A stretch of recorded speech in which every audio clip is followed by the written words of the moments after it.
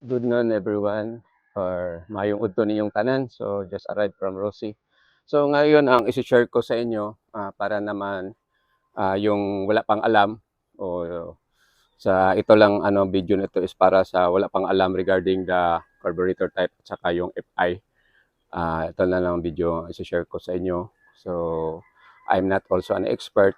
So sa nalaman ko lang regarding to my research. So kunin ko itong camera tapos ipapakita ko sa inyo kasi nandito yung Suzuki Smash, wala dito yung radar, nandito yung uh, Rusiflex sa tabi ko. So ang i-share ko sa inyo regarding the anong kalainan o pagkakaiba yung carburetor type at saka FI. So uunahin itong natin ang bali Suzuki Smash. So itong Suzuki Smash namin, hindi lang natin masilip yung carburetor sa ilalom. But ang palatandaan na ito is carburetor type because of here, naputol na ang control niya. May ano siya, makita ba? Yung cable na ito, dito sa choke. So kung mayroong choke, it is to see, it is a carburetor type. So wala man ako nakita na FI na may choke. Puro man walang choke yung mga FI. So hindi ko alam kung ibang brand is may choke yung FI nila. So siguro dual purpose yun kung may choke yun. So itong Suzuki Smash namin is already 13 years old. So kaya namin pinalitan ito. Bumili kami ng bagong motorsiklo kasi in 1 week makakonsumo na kami ng 500 pesos. Yung isang semana, isang linggo, 500 pesos magasto namin dito sa fuel niya. Yung hotdog sundo doon sa palengke. So ang dito naman yung matandaan ninyo, pagpaanda rin itong what it is called is Suzuki Smash o natin. Yan. Then balik dito tayo sa muffler para marinig niyo yung andar niya ha. So this is already 13 years old kaya kalas na gasolina.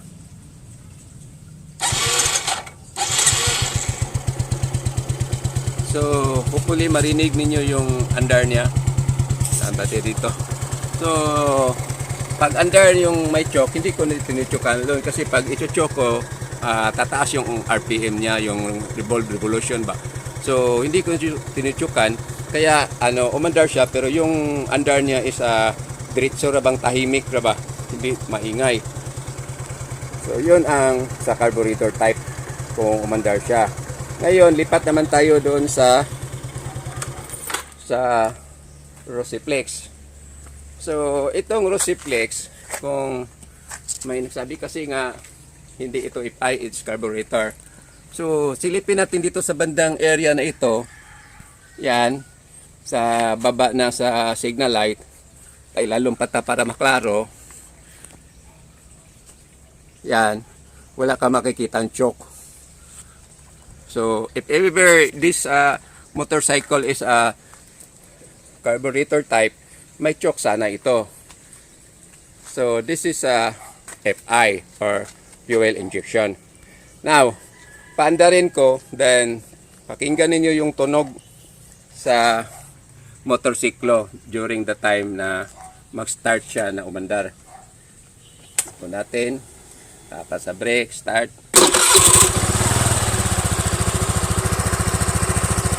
Hopefully, mapansin ninyo yung pag-start niya sa pag-andar, kusa siyang tumataas yung RPM niya.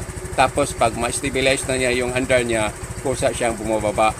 So, yun ang FI, yung fuel injection.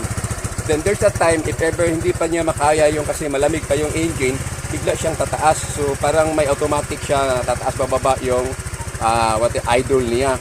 So yun ang sa FI. So kaya ko ito sinishare kasi yung guarding na nag-comment nga itong motorsiklo namin is hindi FI. So tuloy napahiya ako doon sa Rosie kasi nagpunta ako para magreklamo. So yun na. So anyway, sige na lang. So for ano na lang ito, just make a comparison. So that's why yung may tanong sa akin regarding the fuel consumption between the two, kung alin ang mas economy, siyempre itong yellow, the Rosiflex, because it's brand new.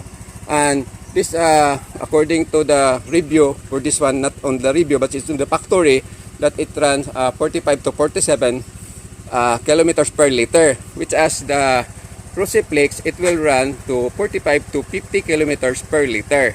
So yung natitesting kami na ekonomiya namin kasi yung pagpatakbo namin dahan-dahan.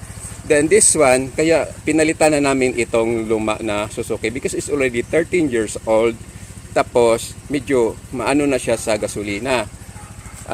Siguro pag i-ano namin ito, i-upgrade, papalitan ng bago lahat, crankshaft, piston ring, air cleaner, ano pang kailangan ipapalit dito or i-convert namin ito to fuel injection, siguro ma-ekonomiya. So for this morning, ito lang ang masishare ko sa inyo regarding sa yung carburetor type na motorsiklo at saka FI.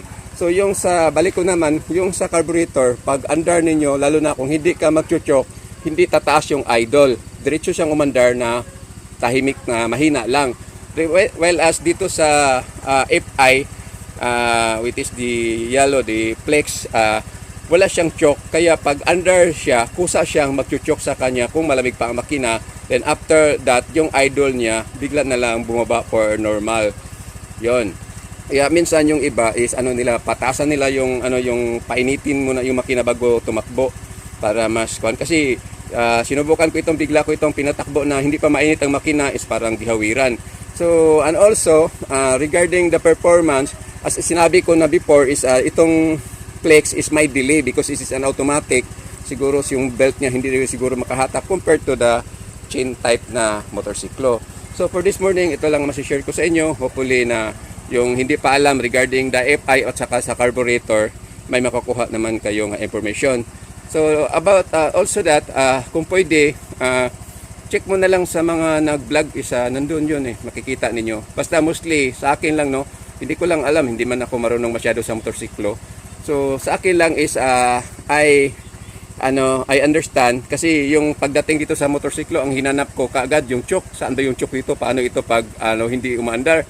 So sabi nila kusa yung tumataas yung idle. Yun ang sabi sa expert about the fuel injection. So for this morning, ito lang masishare ko sa inyo regarding our motorcycle na it is not our carburetor type, it is a fuel injection. And the Suzuki Smash is the one is powered by a carburetor. So again, maraming salamat sa panonood. God bless you all. Have a nice morning ahead. Nice afternoon na pala. Nice afternoon ahead of you. Thank you for watching. Bye bye.